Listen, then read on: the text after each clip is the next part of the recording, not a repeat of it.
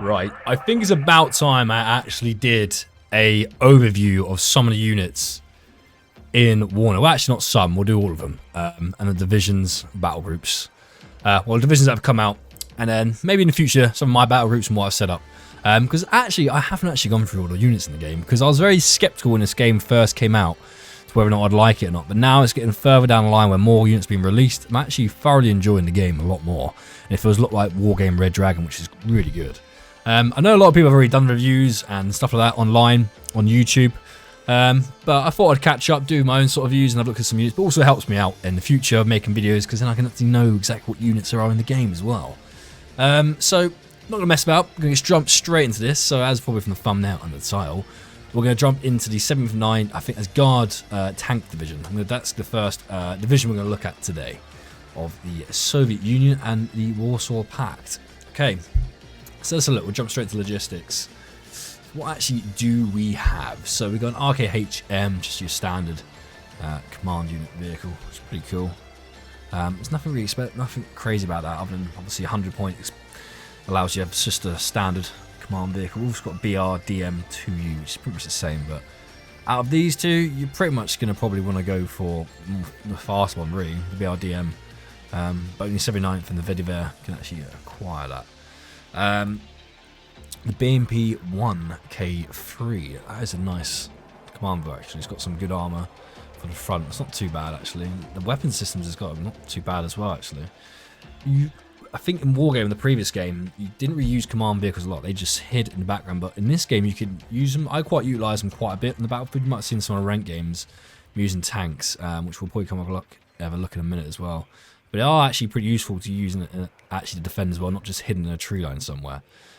So they've got a pretty decent tank gun there as well, actually, which can obviously engage. What's this symbol actually? Autoloader. That's pretty cool. High explosive and high explosive anti-tank. Not a bad range, not the best, but it's got some HGM rounds, which is pretty good. It can defend against some sort of tanks. It's got penetration at 16, which isn't great, but at least it can defend itself, and it's got a PKT. Not a bad weapon system actually, because I think if infantry run up on this vehicle, it might be right to defend against it. Actually, it's a bit meh, but that's what it is. Command vehicle, isn't it? BRDM's got nothing on it, it's just a speed. The MI9. I'm not the biggest fan of helicopter command vehicles, if I'm honest, quite frankly. I guess it depends on the game mode you're playing. I guess you could probably put them in your airborne unit if you're flying around, but I always find it's a lot safer to move units around via what's called? By wheeled, but they are quicker to get out to the battlefield and quicker to land, and I guess it could be useful.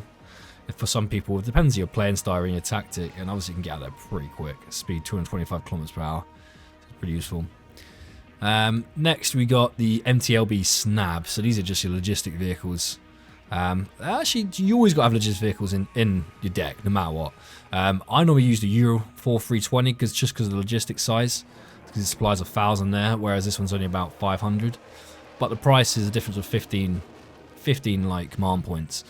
The only reason why I may use these ones in the game is if like I've used my points buying stuff and I've got 20 points left. I'm like, I need to get some supply and you send them out. So I normally have these both equipped, which you've probably seen as well in the future when I look at making some decks as well. But yeah, somewhat useful having both these, but supply is key. What's the speed difference anyway? 63 kilometers, 54. So your Euro's gonna get out a little bit faster, and I could assume maybe they're gonna interpret maybe amphibious vehicles. Obviously, this vehicle could potentially be amphibious as well. They haven't actually included that in the game yet. Everything has to be on the road, and there's no like war game where you could send it off into the water and river cross and stuff like that. They haven't got that yet. But there's not much really to pick from, really, the logistics for just the 79th Tank Division. But yeah, cool. So look what we got next for infantry. Let's look at what units we have. See, one thing I do like to get the game as well, they've done like a lot of detail on the units that look really good. Like you can zoom right in and these guys look phenomenal compared to previous games, so they look really good. Love it, absolutely love it. So what we got here? So we've got just normal command, Motorstrelki commando. So these are just like guard units. AK-74 and an RPG-22, not too bad. They can defend themselves against, you know, some sort of infantry fighting vehicles and whatnot. But if a tank rolls up on them, they're probably gonna get bumped, or infantry. But they can shoot against like Humvees and small utility vehicles. It's not in bad range actually, 850 AK. So I got 125 points for that as well. And unit quality, so they actually have a quality unit as well, which you can see here. Stealth's pretty good. Multi-Shrelky in the BMP. So I'm guessing you equip the BMP. I should probably look at it. You can actually create a battle group. So as I click create, actually select 7th and 9th here. You can see maybe a little bit better on the screen actually what we can have. So let's go back down here. So here we go. So that's our first screen infantry. So we've just looked at the Multi-Shrelky, these guys here. It actually gives us what we can actually vehicles we can equip it with. So we can equip it with BMP 1P, 1PG, BMP 2 and the UAZ. That has a few more points. Now that's pretty useful because that means we can obviously have these vehicles working alongside them. Which is pretty cool. It's quite nice actually. So the BMP 1P is not bad actually. You got the Faggot, Salkos ground-to-ground missile, and tank gun with grenade launch as well. Really good against infantry. That BMP 1PG. That might be a good combination actually. Combine them two just for good defense, and or even just the BMP 1P actually. And then you got the BMP 1-2, which got a longer range HGM, and then you got your standard UAZ, which if you're just looking to get units around out on the ground, you can equip it with that. Totally up to your choice, but it's pretty cool. Let's just go back to the top now and work our way down. So we've got just a standard. I wonder why that's an infantry. A Desnat UAZ grenade launcher, and that's pretty cool. Pretty good against infantry. That definitely need that combined with infantry units to be more effective. So that's on its own. It's just going to get obliterated, to be honest. Especially if your infantry roll up in it, or tanks or infantry vehicles, that'd be pretty much useless. Only thing that's going to be really good against is just working with infantry and sneaking around areas and taking out light infantry. So pretty good though. It's pretty quick as well. 650 well, 108 kilometers per hour. You can get around the battlefield pretty quickly and just try and take out infantry, which is pretty nice. Nice little support vehicle. It's pretty good. It's got a decent range, well, 1,400 meters. That's quite far actually. That's actually really good because you can be out of range of most infantry in regards to pretty much all weapon systems. 675 you can see here, 850. So most weapon systems you can stay out of range from. Right, moving on. So we next have the anti-tank infantry equipped with the Faggot Salkos ×6 of these rounds. It's pretty useful. Equipped with the BMP 1P, BTR 60 PB. Nice. I'll have a look at BTR. Depending on what you want to do, really. One's a bit faster than the other. One's equipped with ATGM. This one will be good against defending against tanks or some sort of more armored vehicle, where the BTR is probably more useful against infantry or light-skinned vehicles such as UAZ or Humvees and stuff like that. But you get two choices actually with infantry. So you get the Faggot infantry and the Concours, which is obviously a different ATGM with better stats, 2,600. Can you compare these? Yeah, we can. So if you compare them side by side, both anti-tank here, so left you get more penetration on the right for the sake of 15 more points, which is pretty good actually. Get another 200, well, just under 200 more, 175 meter more range. Same accuracy, same shooting attributes as well. Supply cost is a little bit less. I've actually put the supply cost in it now. I never even noticed that either. Shows how little of this game I've been playing really. Strength is the same, if it's the same there. That's pretty cool though. Out of those two, I'd probably most likely equip the Conquest, even though it's got extra supply point, but it's just got those extra stats there. Because 15 points more. Depends on how your play style is as well, but I'd always have equipped an ATGM. Always have one on your deck. It's got to be done. Gone through the Multi-Shrelky as well. Multi-Shrelky BMP. I'm guessing this one could only be equipped for BMP too. BTR 80. We've got BTR 90 in this. That's a nice bit of kit as well. Good looking infantry as well. You can see equipped with the AK-74, AK-74 and the RPG. Nice. So these are sort of the units you can be using in forests, towns to defend, assault positions, so pretty cool. Not bad stats as well across the board. More of just standard infantry. But if you push that up to more experience, you see the stats popping up, which is really good. Same again here for Multi-Shrelky Metis. The Metis is your longer range weapon system, ATGM. You see that actually jumps up to 68% as soon as you equip it to rank 3, which is really good. That I think the rank definitely plays a bigger role in this game. I noticed myself in some rank games I've played like with just cheap Multi-Shrelky 1 rank. And literally just getting experience trained, getting obliterated by 1 or 2 units, and I have like 6 of these guys. So you gotta also take that in consideration when you go into battle. The Sappery Command. What's the difference in these guys and these guys? Ah, it's just the RPG, I suppose. ACGM. Where is it gone? Here we go. So, Sappery actually look like got better stats. They do as well. Mortar Strokey have better. Oh, if you bring that up to. Mortar Strokey have better range or accuracy with the RPG, but it's got less range. So it's kind of, I don't know, it's a bit of a hard one. It's kind of equal to a certain extent.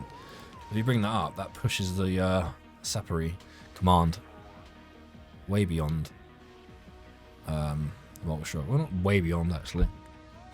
Don't know if really best to go for really. They're both about as equal as each other, quite frankly. Nice bit of kit though. What's that mean? Assault rifle, close range weapon system. Okay, cool. And yeah, actually got the Sapperies as well. Equipped the PKM satchel charges. I've not actually used the satchel charges yet. I don't know how to use them. Dude, aiming while stationary. Weapon requires the vehicle to be stationed in order to aim and fire. Ah, okay. So you literally have a vehicle, you get run to it and it drops on top. So you can't actually place it down. That would be pretty cool if you could place a satchel charge down and initiate yourself. That would be pretty useful. Because then you can set up ambushes. That would be pretty cool. Oh, nice one here. Another Sappery with RPO. Got a longer range, 500 meter. That's not too far ranged per se, but high explosive. Pretty cool. So I'm guessing it's just napalm. Yeah, cool. And I guess these guys are cheap infantry, maybe? I know that they're the best.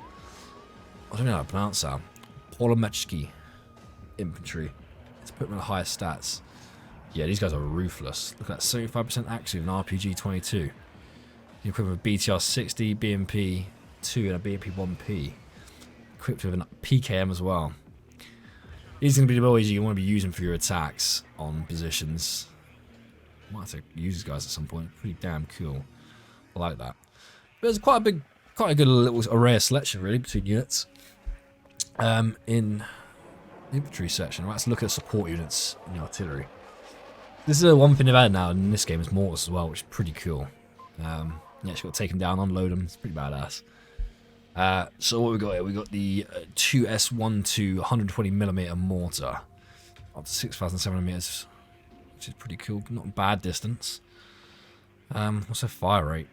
Reload time 10 seconds. Salvo length 4. Rate of fire 17 rounds per minute. I'm assuming. That's not bad actually. Not bad. Mortars are pretty good. Pretty cheap. They're good to just get on their accuracy. What's actually boosting the stats do? Doesn't really do much, does it? It's actually having higher experience. Doesn't really do anything. Chance to hit rate of fire, stress. I'm guessing. Oh. But nothing really goes up to 19 rate of fire, so you get 2 more rounds. Is it really worth it when you can get equipped more? To lose, you literally get select 1. That's kind of silly. Maybe there's something else to that I'm not really seeing. Don't know. Alright, next we got D30 122mm howitzer, which has got a lot further range. How many rounds we putting in? Rate of fire 6 rounds. 26 seconds aiming time, 45 seconds reloading time. That's a good thing about the mortars. They literally got 10-second aiming time, so quick to get out. So they're really good to support infantry. I always have a mortars now. Like it's just one of those things you got to have. Support infantry attacks. Mortars is key. I should reuse them more as well. All right, what have we got? The 2S1 Gvozdika. I hope that's pronounced correctly. Same again. 14,000 meters. Not bad. It's the fire rate of fire 5 rounds per minute, 26-second aiming time. So it's kind of similar to the howitzer, to be honest. Well, it's dead on the same. Salvo length is 6, same again. Nice, but obviously you have your tank gun as well, and you can move around the battlefield quite quickly actually. So these are pretty useful. I prefer the what's called the self-propelled guns, these ones, because when you fire these artillery pieces, they take ages to move, and by the time you've moved them, they're probably going to fire rounds back annihilator. So counter artillery is all about firing, moving, and firing from another position. Otherwise, you can lose your artillery. So I think personally, unless you know and you're further in the game and you're winning and you're comfortable, I think pull these up, bring them in if you have them in your deck. But if anything, primarily go for mobile artillery. It's just a lot better. It's more expensive, but it is a lot more efficient and more effective, quite frankly. But mortars, they're quite close to the enemy, so they can move kind of fast, but it's going to be 16 km per hour, which isn't very fast at all. So you got to bear that in mind. You might lose mortars quite quickly if you're not careful, but you can pick them up, or equip them, or load them up into the MT and UAZs and move them out. So it's just a little bit more micromanagement. Okay, what else we got? We got the 22S3M Akatesia. That's how you pronounce that. So it's a little bit more, got better stats than the Gvozdika. I'm hoping that's pronounced right. It's like a right twat. Ground targets. So we've got a lot more range there. We've got about 3,000 more meters on top of that, which is pretty good. For the sake of another 30 points, you get another 3,000 range, which is great. Rate of fire is a little bit less, and the salvo length is a bit shorter, so the distance to target should be quicker actually. Supply cost is lower actually, surprisingly. Even the high explosive is more, and it's more suppression. That's actually really good. Out of those two, I'll definitely go for the more expensive one, just because of clearly the stats in it are a lot better actually. Same speed, it's got a cheaper supply cost. Only downside to it is the rate of fire. You're losing 1 round per minute. But if you should get 2 of them, you should be alright. Nice, not bad. Right, what have we got? We've got the BM-21 Grad. Everyone knows the Grad, multiple rocket launch system. Beast in Ukraine right now. So, good bit of kit that. How many rounds? We've got 40 rounds, 122mm rockets, the M21OF. High explosive 1.83, suppression 232. Suppression's really good, these things. He's really good to knocking out towns and forests of infantry. Good range as well, 17,000, so you don't have to get nowhere near the battlefield. You can do really good counter artillery with these things, so they're good. Rate of fire is 10, really quick aiming time actually, 28 seconds. But it takes a while to reload, so that's the downside to it. It's quite expensive supply cost, 960. And 240 points as well for 2 of them, so, or one of them, it's quite expensive. Quite expensive bit of kit. And then you got the Burantino, which is a napalm. This thing's a beast against infantry. Like, if your infantry's in a town or anything, or a forest, say goodbye. Because this thing will sweep the board with it. It's phenomenal. The only difficult thing about this actual MLRS, Multiple Rocket Launch System, is because of the range. Well, the downside is the range on it. It's got 3,000 meters, so you need to get kind of close to the enemy. And it's quite slow to get to the front line, and, you know, so you might want to plan ahead of this thing, but once you use it, and you can use it, it's pretty good, but you've got to bear in mind that if the enemy does push forward, you might have got to pull this out, but 3,000 meters is not bad. It's useful, but if it had a longer range, it'd be even more better.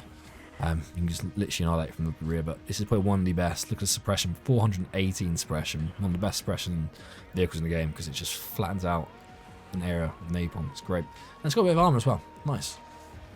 Alright, so that's the artillery. There's some pretty good artillery. Depending on how you play style, I would always make sure the mortars there, support your infantry, get some self-propelled artillery if that's what you want to play between these 3.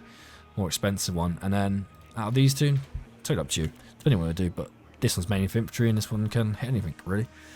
But they both can take out anything on the battlefield, but this is much better against infantry. Right, next, what we got? Tanks. This is what this deck's about, I think. So we got the T055, or T55 tank. Look at that. That is iconic. Iconic bit of kit, that. I love it. Cheap, easy. Not a bad tank as well. The ground targets up to 2,000 meters. Penetration's not bad. 14's not even that bad at all, considering the most is 20. Wait, it's probably more than that. Yeah. That's pretty good. Some of them probably lower in other countries, I think. But like that 100mm gun. Oof, what is this? A flame thing as well. So you can actually take out infantry as well, which is pretty cool. You can see here's equipped there. So that's pretty useful. A good little bit of tank actually. Not a bad tank at all. For the price you pay and get a load of those, throw them at enemy, and also they're good against infantry, so close up. It's a win-win for me. Pretty good tank to have maybe at the bottom of your deck. T62M1.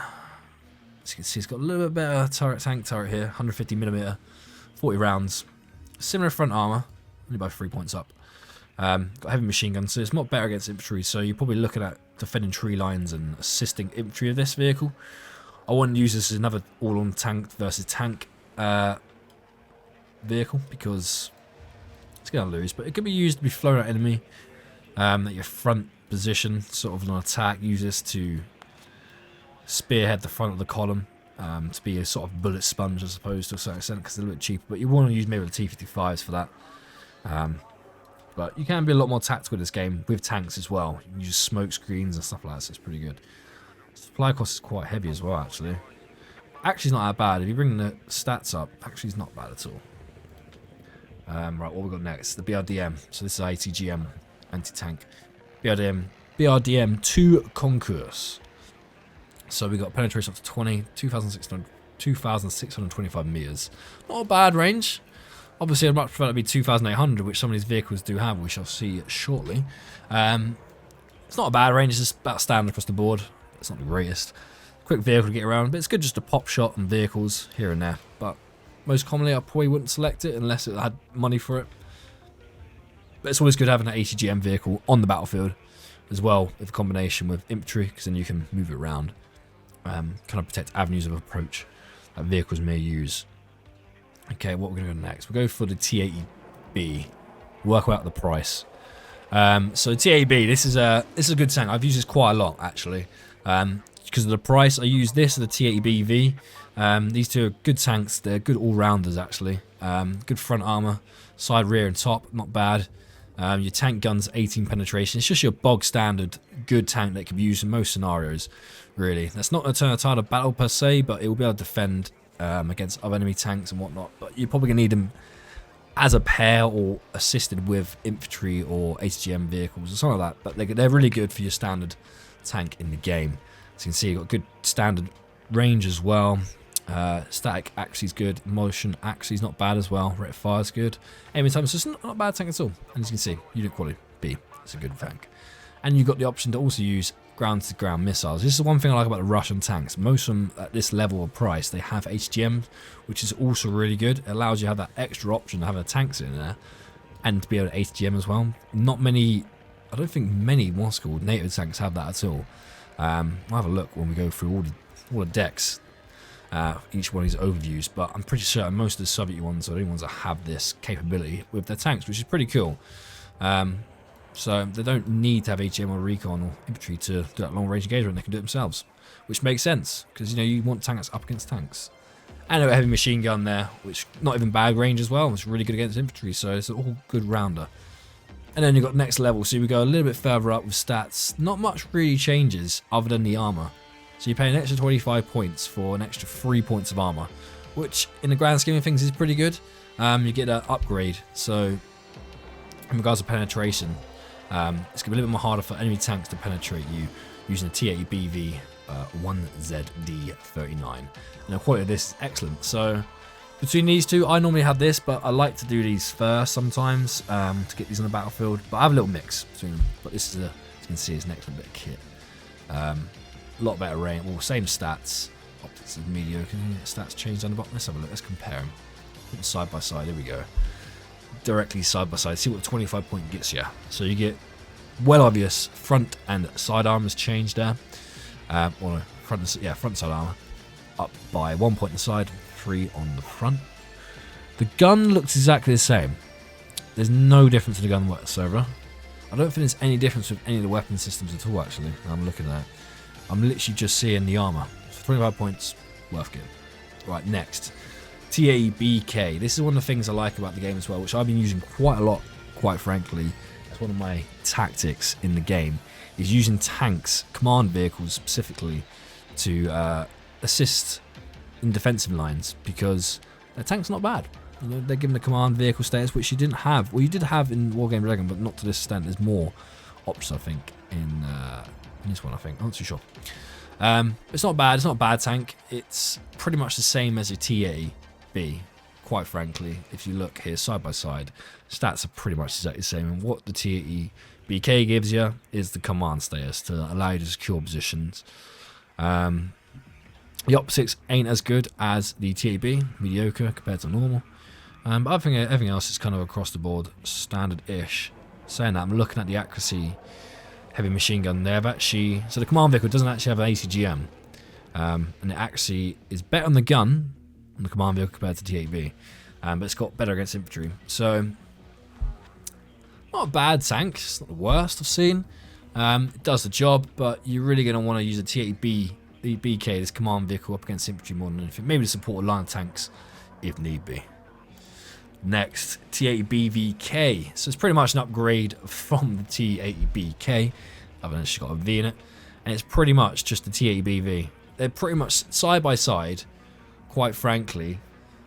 This tank here is the same as that tank, but the command vehicles only have heavy machine guns, which get good infantry. They're literally the same stats, other than the ones on the left, the command vehicles have both machine guns, whereas the ones on the right have a machine gun and an ATGM. So it's kind of no point going through that. It's pretty cool. So T80BVK, good vehicle, excellent quality. So definitely something to look at again for the sake of another 20 points or, yeah, 20 points there, 25 points. Now we're coming to the big boys, the big playhouse. So we've got the T80U. This is a monster of the armor, if you can see here. 20 front armor, one of the strongest armors in the game. Probably one of the up there. Probably in comparison, you probably got the British Challenger or the German Leopard. Maybe the Abrams might be up there, but I'm not too sure. We'll have to check. But I'm pretty saying one of the best armored in the game. You've got some really good phenomenal HGM. Look at that, 2,800 meters. Not any ground vehicle outside net. I don't think there's not many vehicles outside of the Warsaw Pact. I don't think have got that range on HGMs on the ground. We'll soon find out once we're getting more videos, but I've not really seen it. I think all the Soviet Union outrange the HGMs at 2,800 meter. Obviously on the ground vehicles, some aircraft that can outrange that, but in NATO.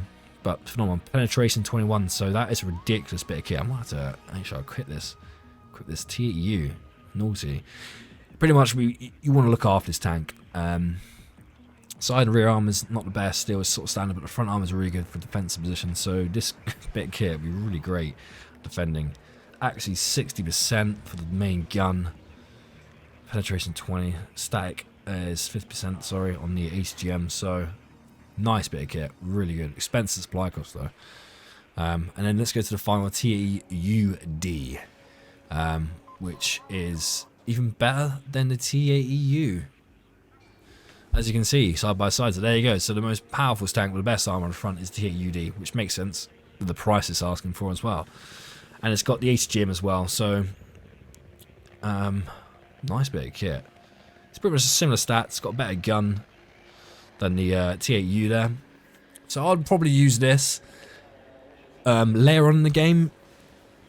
Probably once I've used out these units here, I'll probably maybe spend this cheap one. But what I tend to do normally is sort of buy these sort of tanks, get a lot of defense in position, and then once my positions are secure, if I want to double up a command vehicle, I'd use a T80 or one of these command tanks, pretty much to bolster defense as well. And obviously having that secure defense is, you know, it's quite easy done where units push through or recon gets eyes on the CV. Your CV knocks it out and then you're stuck trying to get another CV. So having two is always good.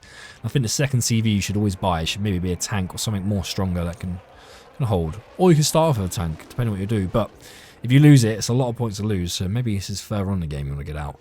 And it can be used for defense as well.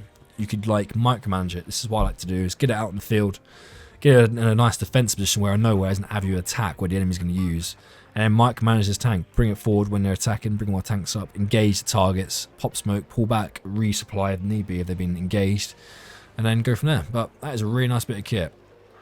I like that. That's an awesome tank. Looks great as well. Graphics in this game are phenomenal. Really, really good. Right, what we got next? Recon. Probably one of the most important things in the game, quite frankly. In both games, Wargame Red Dragon, and it's more so in this game as well. So we've got the BRDM2. Nice. Loving this vehicle. Quick and easy. Cheap-ish for a vehicle. Not bad. But good to get around. Good against infantry. It's just standard weapon systems, quite frankly. BRM1, this is what I like to equip. It gives an option to take out tanks or infantry fighting vehicles, whereas the BRDM2 doesn't really give that option. If you're up against another infantry fighting vehicle or something armoured, you're kind of screwed.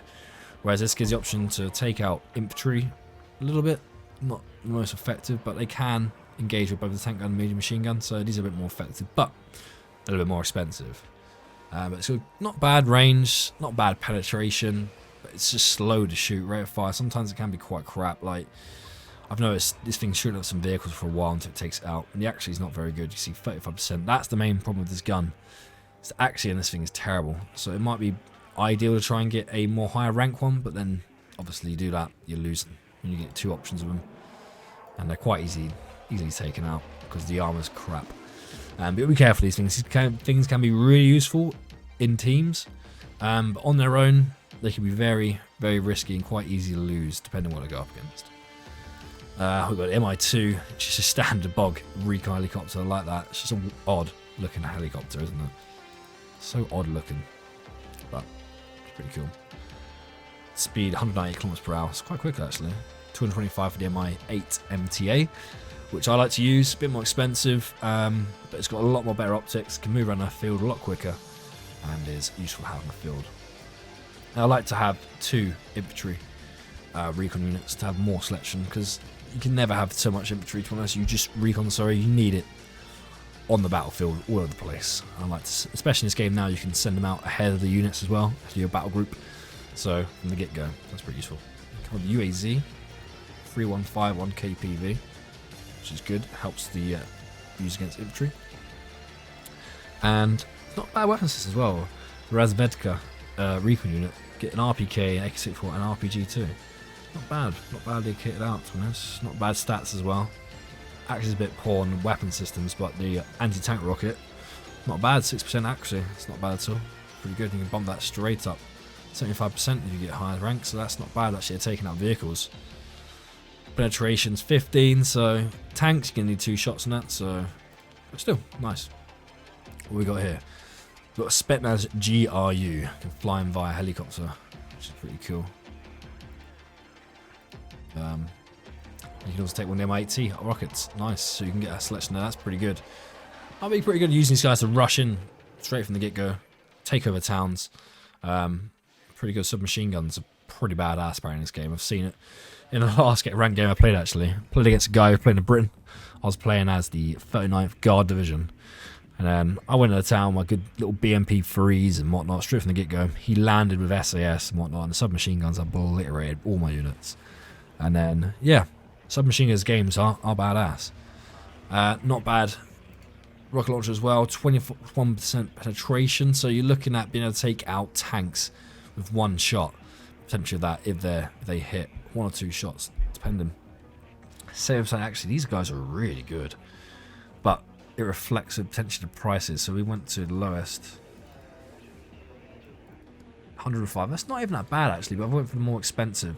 Look how expensive this is probably, 170 points. Expensive infantry can be. They're really good though, stats are phenomenal. Exceptional stealth, optics are good. Strength is not bad as well, 7. Only thing I'd say is the suppression potentially is quite low. There's a machine gun there. Unreal. That'd be phenomenal if they had a machine gun. An RPK or something. Right, what we got next? We got the, I guess it's the Molotov Razvedka. More recon units. Let's bump the stats right up, see what we're looking at. Once again, nice bit of anti-tank rocket launcher. Good. Light support weapon. I've got an assault rifle, which I haven't got that submachine guns, but still good. Not even bad infantry, actually. Strength is 7. And you can get him with a Raz BMP 1P. That's a nice combination. Out of these 3 here, or these 3 infantry here, I'll definitely go for these guys as well. Spetsnaz GRU. But then again, you're looking at expense, money. Like, you plot that in there, you look at 110 points. Quite expensive for recon. Depends how you're going to play style, whatnot. But these are pretty strong, pretty decent infantry you can use here. And you've got a selection of putting helicopters as well. And a little truck, Gaz 66. If that's what you want to do, nice and cheap to get you on the battlefield. You can see it's a little bit cheaper, 90 points there. Alright, nice. AA, let's see what we got here. So we got the Iglas, of course we do. Iglas standard. UAZ 3151. Cool. AK-74, 545. Nice, just 545mm, 1 Marine. And just standards. Range not too bad on both helicopters and aircrafts. Not bad actually as well. And they're quite cheap. So they're good to just stick in a town for defense. And moving across forest and try and sneakily take out aircraft. MTLB Strela, 10mm, good. Air defense, obviously not radar guided. Fire and forget as well, which is good. And they can find a motion on the move as well. That's pretty cool. As you see, 40% actually. Not even bad actually. Range a bit crap, but not bad. Rate of fire as well. Only carry 8 rockets, but it's not bad at all. There's a bit better. It's radar guided, so you've got to bear in mind seed. Surface to air defense. Or surface to ground. Air defense. Pretty much just Got to be careful of that, because obviously the enemy aircraft will be able to neutralise the guys got radar, and then you've got to be careful of that. So I'd probably always have a straight on the ground, backed up by something radar guided behind it. But that's not bad stats actually. Actually 55%. Good rate of fire as well. Only downside is I've got 6 rockets. You have to have supply and standby for that. Next, the 2K12M3 Cub M3. Only 3 rounds here, but the range is phenomenal against aircraft. So this is what you're going to want in your back end destroyers. Like these can be your frontal defense against helicopters and whatnot, and this can be your back defense, I'd assume, against units such as aircraft and whatnot. Your Thunderbolt and stuff like that, which is ATGM or air to ground aircraft. But yeah, it's not bad kit actually. Looking at the stats on that. Not bad. Useful to have. You're going to have supply on it though. But the axe's not the greatest actually, but the range of that's pretty good. Suppression heat is good, so if it hits, it's going to be pretty devastating for the aircraft. So that'd be really good for your air defense umbrella.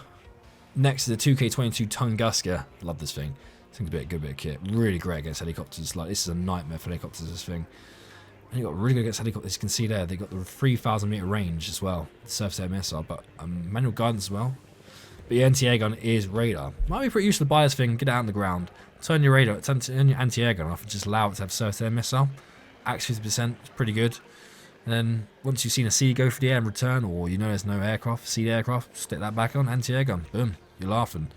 But it's a really expensive kit, and it reflects that in the stats and the price. Supply cost is really expensive, 2,300 supply costs. That's incredible. That's a lot of money. But it's really good air defense, excellent quality, as you can see. All right, nice. Helicopter. What we got here for our selection?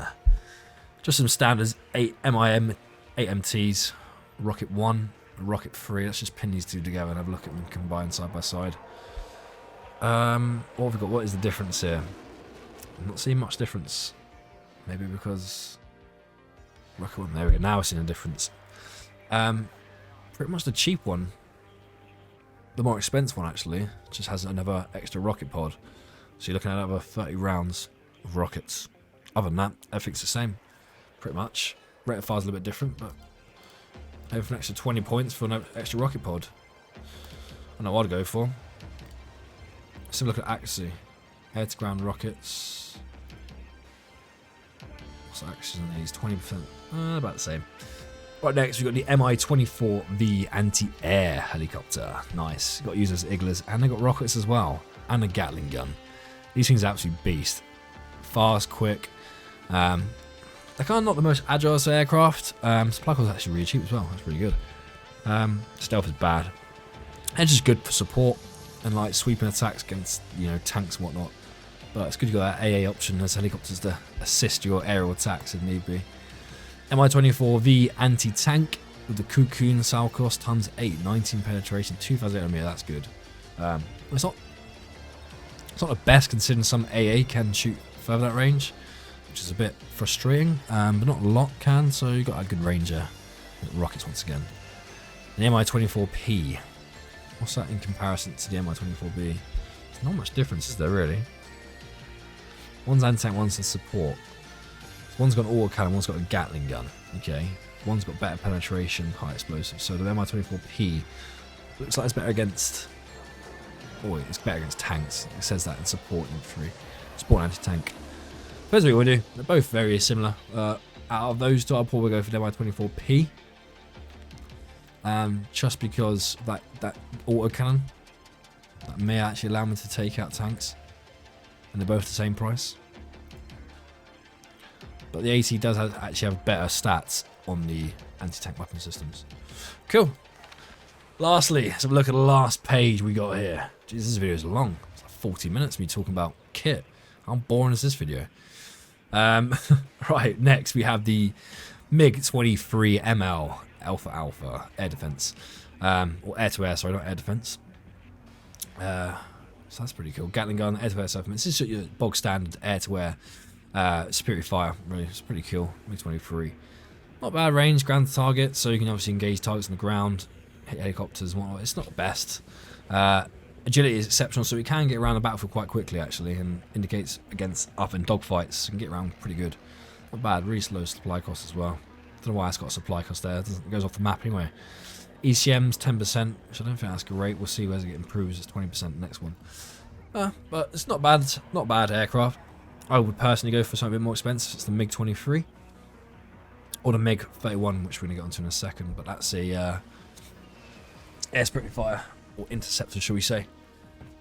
These two, I'll probably go for the MiG-23 just because of the more larger selection air-to-air aircraft. But depends, once again, how you play. If you don't want to use all these lot, you just want to neutralise enemy aircraft, take more air with you. It's up to you. If you like to use the support, then you might want to mix things up a little bit and go for something a little bit more expensive, maybe. It's up to you. Air-to-air missiles, so we got better ranges. Just compare these two in comparison.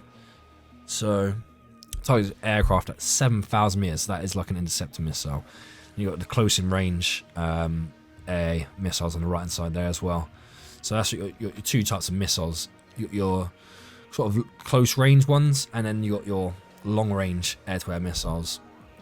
So, which you can see in comparison there. That does give you an option there to fire long range, which is like a combination between an air superior fire and an interceptor. So the MiG-23 is like an good all-rounder actually. And we'll also compare the last one here. You can see the aircraft range is 12,000. Axes, not the greatest axes, but if you bring that up, you might get better. 50%, not bad. 50% ECM, 40% ECM, sorry. Exceptional agility. Pretty good. If you, like I said, you want to be against the knockout of the aircraft, good bit of kit to have. Right, what we got? The Su-25 range. Air-to-ground rockets, standard, good bit of kit. It's got to be used. Good against infantry and armoured fighting vehicles, and just neutralising towns, I suppose. Or cover, you know, like someone's in a structure, but you haven't got recon on them, but you know they're in there. Use the rocket pod to smash them. Get out of there. Might have to use it at some point. Look pretty fun. S-25 AT, phenomenal bit of kit as well. It's very similar to the AT and Thunderbolt. Only thing is, these things are really slow. Same as the Thunderbolt. Really slow to get out into the ground. So if you anticipate an tank attack, get it out in the air, get it circling on standby, and then send it, because it's not like Wargame Jungle where you instantly click and it comes flying out. There is actually a time for it to travel to the area a little bit, and then once it's in the air, then fly to that wherever they are on the battlefield. So you need to bear in mind as well. But it's pretty cool. Got air-to-air missiles on that as well, so it actually can defend itself. So that's pretty neat. Cluster, little cluster bombs, another one that can defend itself but drop a little bomb. Nice. These Su-25s are pretty useful actually, and they've got pretty decent side and front armor, so they actually defend themselves in that stance as well. A little more harder to knock out the sky, but they're slow, so they can probably take more rounds. So they are easier but harder to kill. That makes sense. Napalm, nice. I like they've got all options in the Su-25 range. And just your standard high explosive 500 kilogram bombs. Nice. And then your air-to-air missiles. So they're not even a bad aircraft, to be honest. The fact they can defend themselves is pretty useful. Right, Seed. Anti-radiation missile. So 28 penetration. That's pretty good. You got 2 rockets though. 50%. Actually, if you bump that up, we're getting now 57. It's not bad actually. But you got 2 rocket rounds. Sometimes they miss, but you're pretty much guaranteed to kill if they turn their radar on with this thing. Not bad ECM as well, 50%, one of the best we've seen. Exceptional agility and good air optics. Nice.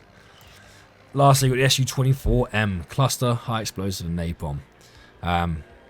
Good range, well, I think. Ground target 150 meters. Actually, that's quite close, actually. Actually, it's 96%. So that's, no matter where you're hitting, it's pretty good. You got napalm rounds. Quite expensive. Well, a little bit, not too bad, actually. That's like sometimes just one tick over to the command point next turn, whatever it is. Not a bad selection at all. The S-25 is going to be using for your close support, getting the battlefield and fly out. As you can see, the speed in comparison to a cluster, you got twice the speed. So we go Mach 1 with the S-24, whereas S-25 you're going half that. So depends how you want to play style. Send these in with a Seed, you're going to be golden.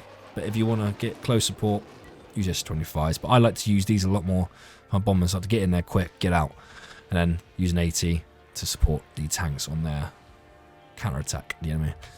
But there we go. That is the 79th Guard Division or Tank Division.